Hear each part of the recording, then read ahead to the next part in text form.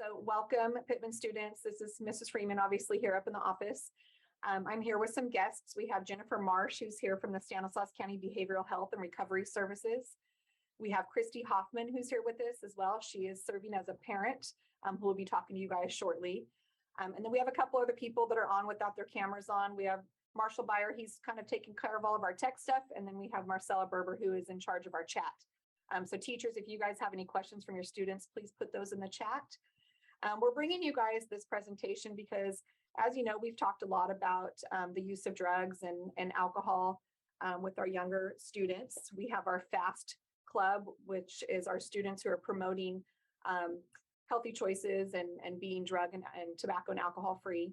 But it is also the kickoff to Red Ribbon Week, which is just kind of an awareness of what's going on in our world and making sure that you guys have the right tools and the right information to make really good, healthy decisions about yourself. So without further ado, I'm going to turn this over to Jennifer Marsh, who's going to lead us through this presentation. And then again, if you guys have questions, please have your teachers put those in the chat so we can get those answered for you, hopefully before Pride Time is over. Thank you guys all for being here. I appreciate it. All right, Jennifer, it is all yours. All right, thanks so much, Angela, and hello, Pitman High School. Good morning, and definitely happy Red Ribbon Week kickoff day today. So we're going to be talking about opioids today and why it's so important that all of you get this information out and share it with your families and your friends. So with that, we will jump right into it. As if my computer will work with me. It's not wanting to advance. That's interesting. Give me just a second.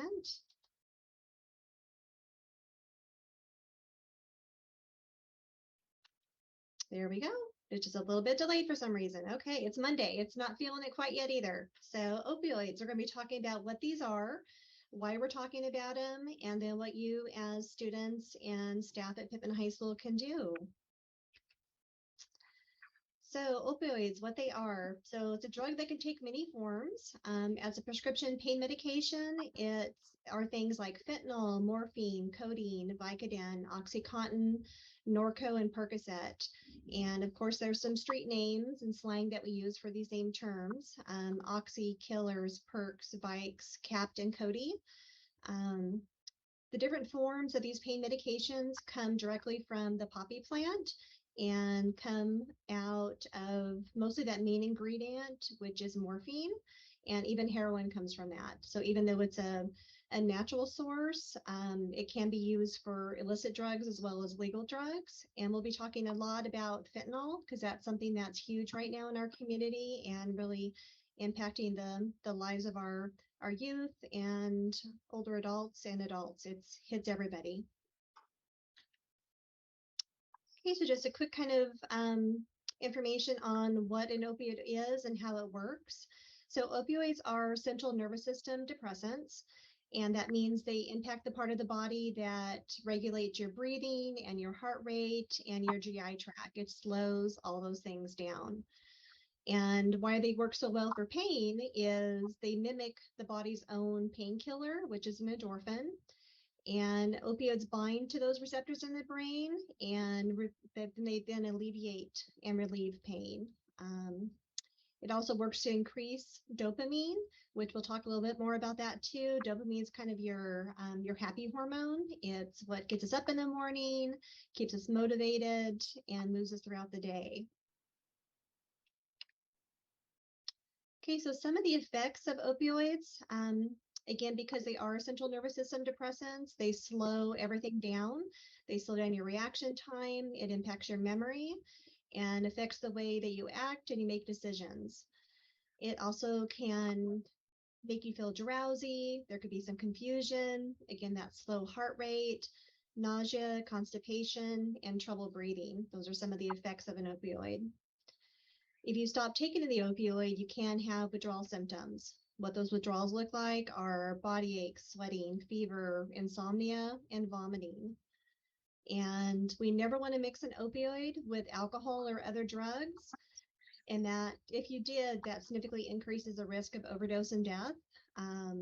There's something called a death triangle, where if you mix an opioid with alcohol and a benzo is like a Xanax or a Xanibar, you mix those three together, it's literally called the death triangle. It's something that you won't come back from. Okay, fentanyl. You probably all have heard about this in some way or another. It's been in the news. There's been several busts recently, just last week in Ripon, which is San Joaquin County, but borders Stanislaus County. They just seized 15 to 20,000 fentanyl pills, and they were in the rainbow fentanyl that we'll talk about. So fentanyl, there's two types of fentanyl. There's the pharmaceutical grade, which you can get through a pharmacy, and then there's the illicitly manufactured fentanyl, and that's really the reason we're talking about it today and the cause for concern in our community. So both of these are synthetic opioids. Synthetics means that it's man-made. It's not a direct derivative from the opium poppy plant like morphine is. It's something that's man-made.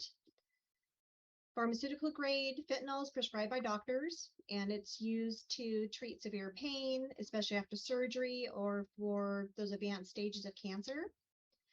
However, in recent cases, fentanyl has been linked to overdoses, and it's because of the illicitly manufactured fentanyl that we're having all these overdose and poisoning deaths. And you'll hear me say overdose and poisoning throughout this. We're very intentional about including the word poisoning in it.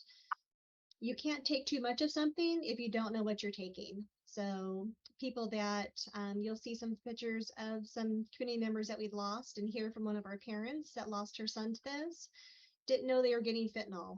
One person, actually three of the people that we lost last year that you'll see photos of, thought they were taking a Xanax, also known as a Xanibar. They thought they were taking part of a Xanax, and it was a counterfeit pill and 100% fentanyl, and it took their life. So fentanyl is very potent. It's 100 times more potent than morphine and 50 times more potent than heroin. Right now in the US, we have 150 people dying every single day from an overdose and poisoning deaths. And the majority of those are linked to the synthetic opioid, which is fentanyl. So how much is a fatal dose? It takes a very, very small amount of fentanyl to be lethal. Just 2 milligrams of fentanyl, which is the equivalent of 10 to 15 grains of table salt. So if you think about, your salt shaker on the kitchen table, shaking that out, just 10 to 15 grains of that is a lethal dose. And the photos that you see in front of you, there's the photo on the left from DEA where she's actually putting at the very tip of a pencil the amount of fentanyl it would take to kill somebody. And then you have a blown up image of that tip of the pencil to see just how small of a quantity it takes to be lethal. And then you've got the comparison to a penny, and then you've got the vials that show heroin, what could be a lethal dose of that, how much in fentanyl, and how much in carfentanil. So carfentanil is another analog to fentanyl, which means it's another kind of a derivative from fentanyl, and it's even more potent than fentanyl itself. So it really takes such a tiny, tiny amount to become dangerous. So rainbow fentanyl, wanted to touch on this, especially with Halloween coming up. Rainbow fentanyl is in our community. That was the bust that just happened in Ripon last week. It was all these very brightly colored pills. Some of them were stamped with the M30 on it, which mimics a Oxycontin 30 milligram pill. But some of the pills were just brightly colored with no stamping on them at all, which is concerning because they also smelled like sweet tarts. So they're thinking that the drug dealers are now crushing some candy and mixing fentanyl in with it. Super dangerous. Our drug dealers aren't scientists. When they are manufacturing this illegal fentanyl, they're not putting in, X amount per dosage. They're just mixing it all together. One pill might have a lethal dose. One pill might have enough to get you high. One pill might not have anything in it. You really just don't know what you're taking. Why it's so scary. The photo at the bottom right is fentanyl in the powder form, and this was actually seized by our Stanislaus County Sheriff's Department here in our county back in March. And the different colors, the drug dealers, how they're representing it is that the different colors are different potency levels, and they'll sell it as, hey, if you've been using the blue, let me give you some purple. Purple will take you to where you want to go. And when the drug labs are actually testing all these colorful pills and powders and the different types of fentanyl, There's actually no difference in potency level. It's just a marketing ploy on the drug dealer's part to try to get users to try a little bit more or try a little something else. So why we're here and why we're talking about this morning, the United States makes up 5% of the world's population. So we're just 5% of the world. Yet we consume in the United States 99% of the hydrocodone. That's like your Vicodins and your Percocets, and 85% of the oxycodone. You might be asking yourself why that is, why just the United States consumes so much of these drugs. Part of it is just we're a pill happy society. You have a headache, you take a Tylenol. There's kind of a pill for every ill. Your body and pain is telling you something's wrong and you need maybe slow down. You don't always need to take something. Sometimes you just need to ice an ankle if you've sprained it, those kind of things. But partly why we're here is that as a society in the United States, we do consume the vast majority of the pain medications for the entire world. And most of new heroin users started with a prescription opioid. So they got a prescription for maybe they had surgery or had their wisdom teeth taken out and were prescribed an opioid.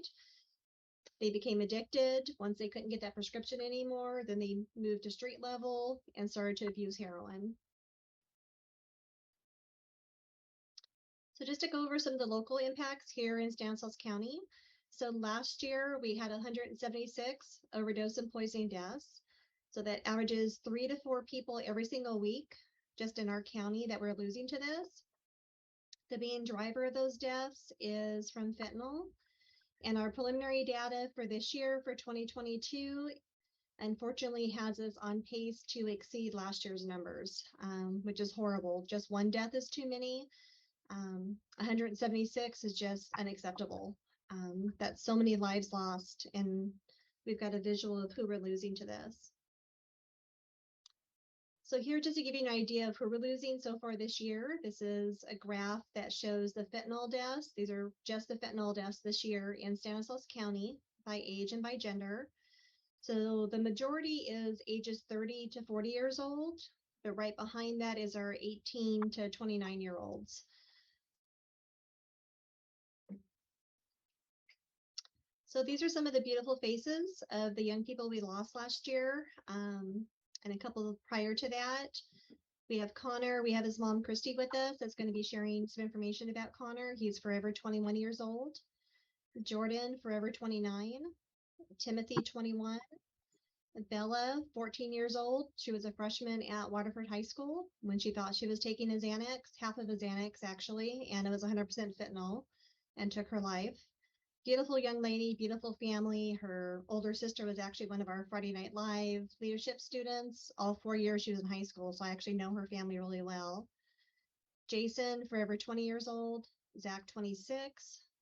And Kyle, 29. And it just, the game has changed. We want young people to learn from their mistakes, not die from them, because it just takes that one pill, that one party, that one time to be impacted by this. So dependence and addiction. So opioids are highly addictive, and that's because of the high potency level of, especially of the fentanyl. And the earlier you try an opioid, the higher risk you are for developing an addiction later in life. Dependence means you start feeling withdrawal when you stop taking the drug. And addiction is when you still seek out the drug, even after you've experienced negative consequences to taking it. The brain cells become dependent on the drug, and you need it every single day just to be able to get yourself out of bed and to function. So dopamine, we talked a little about endorphins and how opioids will mimic endorphins in the body. What happens when you take on a substance, there's something that's called dopamine. It's a neurotransmitter in the brain. It's the hormone of happiness. It's how we, regulate and receive pleasure. It's what motivates us. It's that invisible chemical that pushes all of us every day. And the graph shows you, on a normal level, you're typically about at 100. If you go over and look at cocaine, prescription opioids, heroin, methamphetamines, the huge increase in dopamine releases that happens And because of these high releases, your body stops producing dopamine naturally. So you don't actually go back to your normal level when you stop taking the drugs. You actually go back and below that. That's what that red line across the bottom represents, is you actually go into a deficit of dopamine. And that's why, it's that strong pull for people to take it and start feeling those withdrawal symptoms.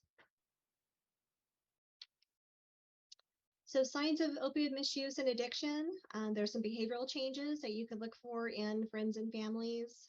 There's mood swings, irritability, nervousness, or unusually excited or euphoric. A lot of times, especially with young people, you'll switch a friend group. You could isolate, always being tired, your grades start slipping, physical changes, weight loss, weight gain. Pinpoint pupils is something that's very, very telling if there's opioid use happening. And there's a visual of that where you see to the right with constricted pupils. Again, it's kind of that, they call it a pinpoint pupil. You can also have flushed skin, constipation, nausea, appetite changes. Those are all signs of misuse. So again, recognizing the signs can help save a life. Narcan is available on all of your campuses. Much appreciate all the administrators and leadership for the Charlotte Unified School District to getting Narcan out into the hands of everyone that needs it. It'd be wonderful if it's never used, but if it's necessary, it's available on campus and can save a life. If you find that someone is unconscious and down, they'll have a very slow or weak breathing or pulse. There's something that is very specific to an overdose that's called the death rattle. It's like this choking, gurgling sound that happens with the body when they're getting close to death and they're kind of trying to pull in as much air as possible. Again, that opioid slows everything down as a central nervous system depressant. The body could go limp, could be cold, clammy, discolored skin. You could have like blueness around the lips and the tips of your fingers.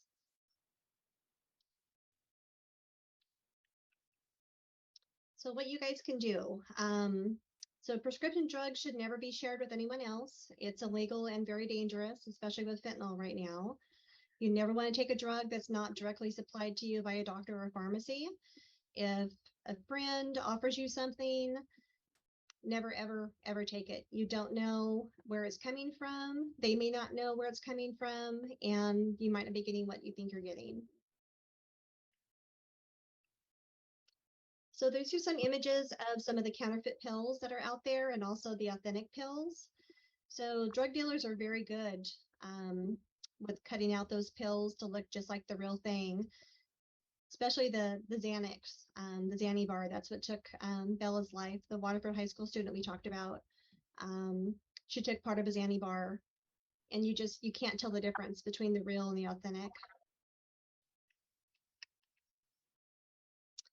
And unfortunately, in this day and age with technology, anybody with a smartphone basically has a drug dealer with them at all times.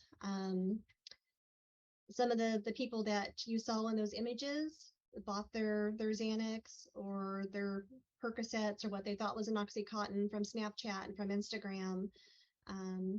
Those are all things that you can get, unfortunately, through social media. And one of the stats that came out through SAMHSA is 1 in 4 children is seeing drugs for sale on social media, which to me, that's just heartbreaking. DEA has these kind of emojis that they have available for parents that they've seen where, drug dealers are using social media and communicating with young people around the various fake pills, which they are, of course, selling as real, authentic medications. And these are just some examples of some of the emojis that you might see. So with, drugs really changing the landscape, especially with fentanyl, that space for experimentation with young people is gone. We used to be concerned about our young people becoming addicted to substances, and now we're just concerned about them losing their life. That one time, one pill is all it takes.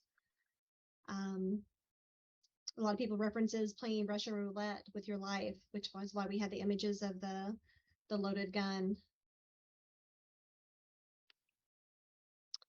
So if you know someone that might need help, you have 6 counselors on staff there at Pitman High School, which is an amazing resource to have.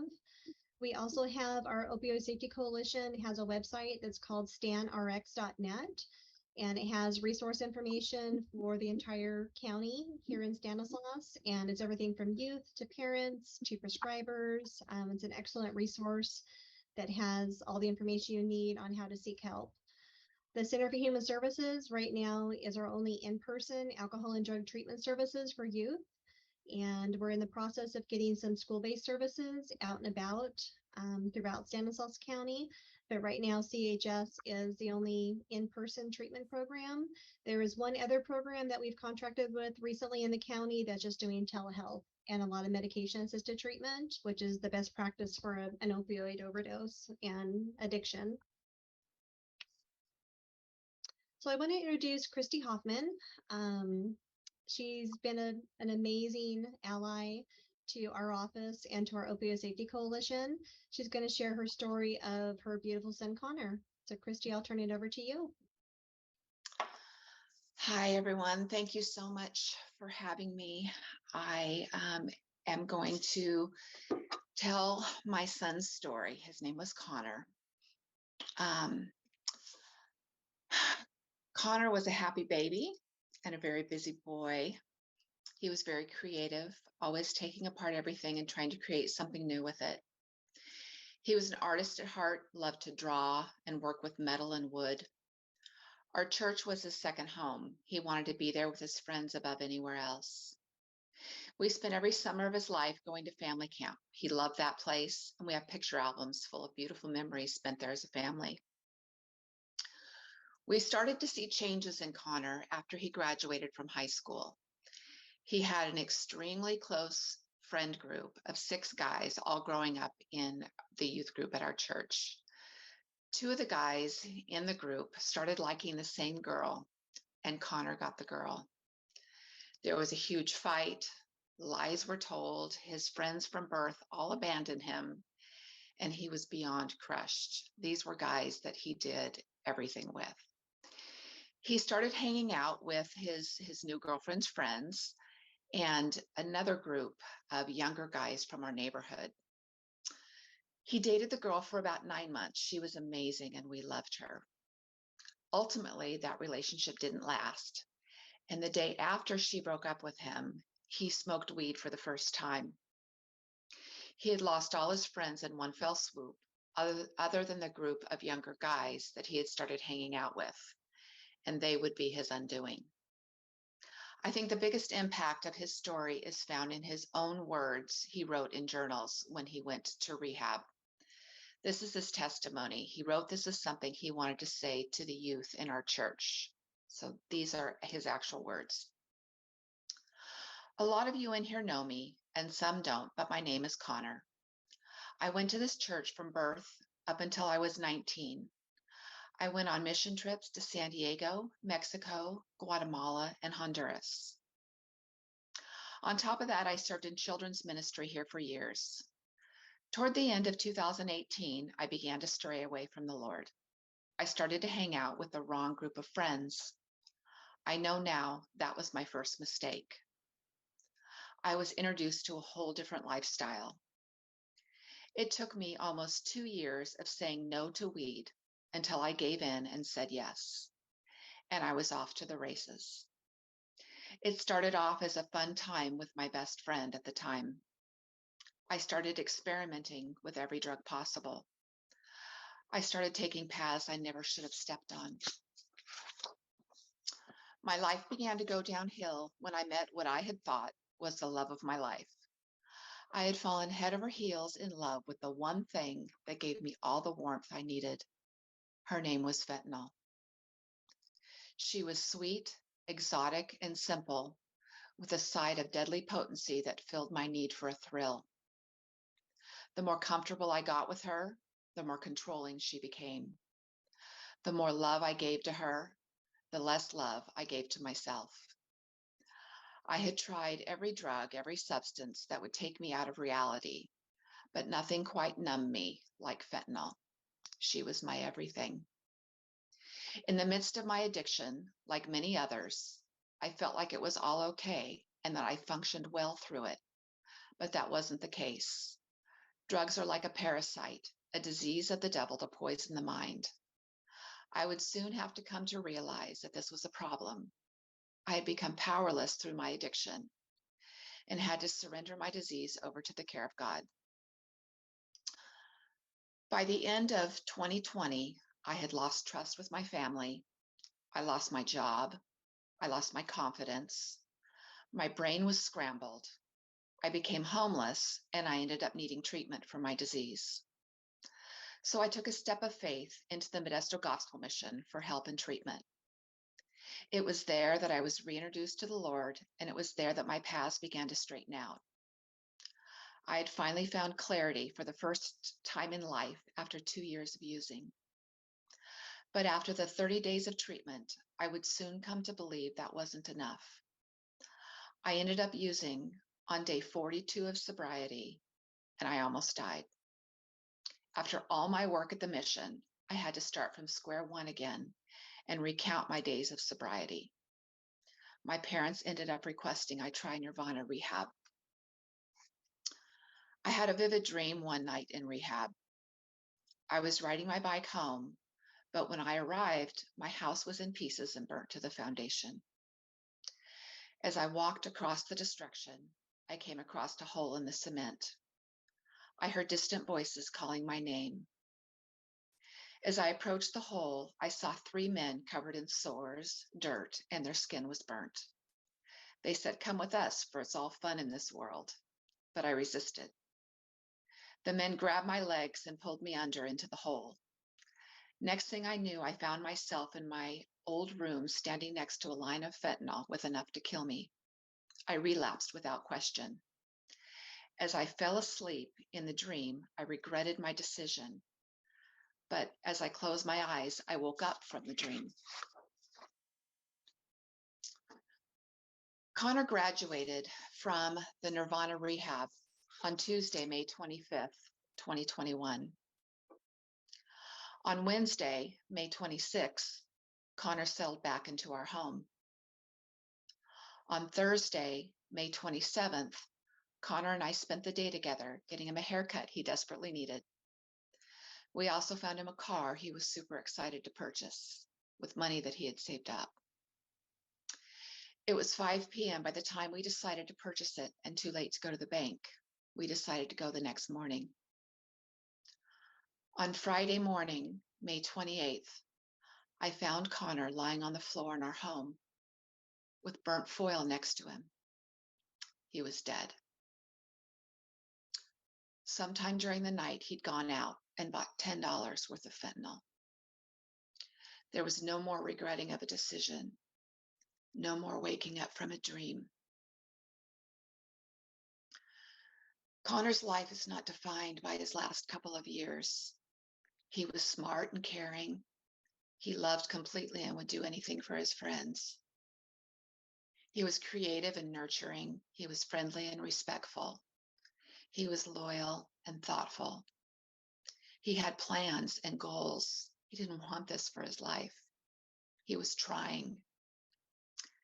His life made ripples, ripples that shake up all the water they touch. We pray that we will get to see the good those ripples have made in our lifetime. Until then, we will use his life in every way that we can to help others. I know he would have wanted that. Thank you for listening to his story.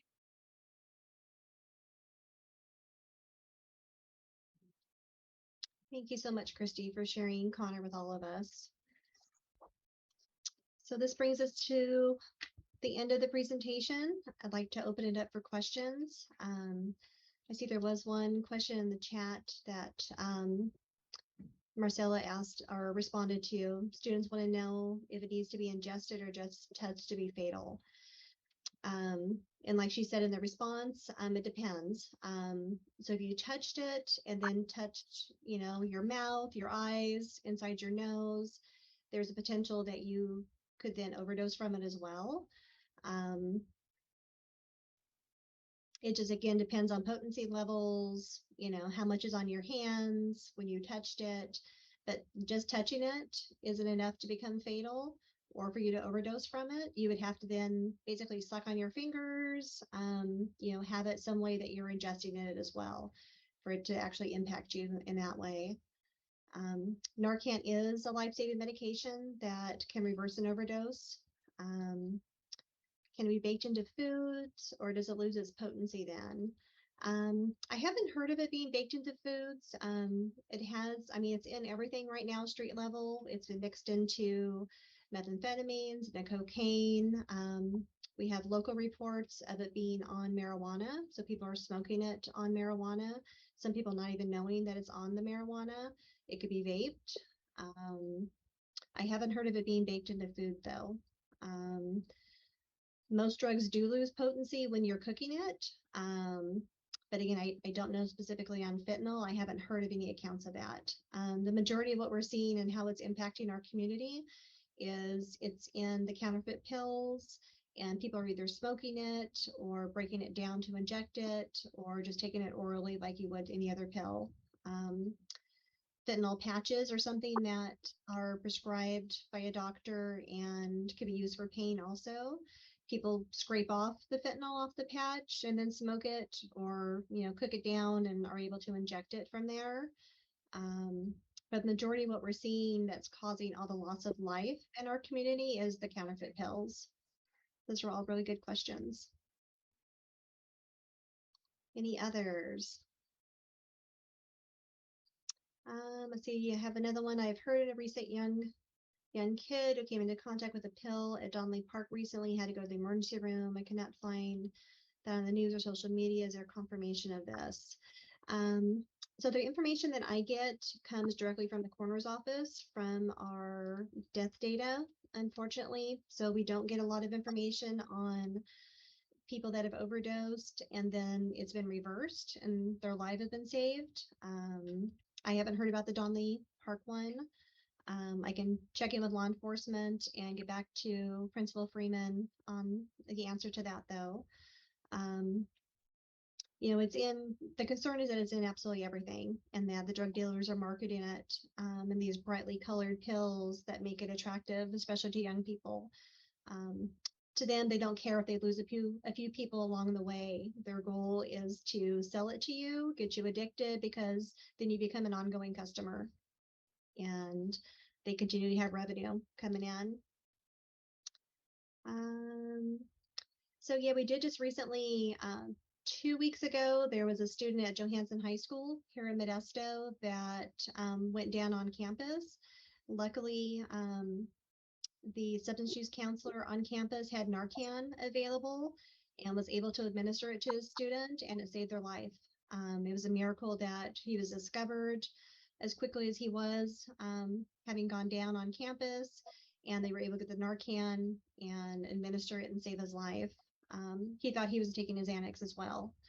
And Xanax is a benzodiazepine. It's used for anti-anxiety. So a lot of people will want to take that and use it because of, mental health issues that are coming up.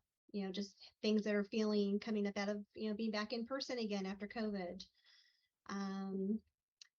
Some advice for Halloween.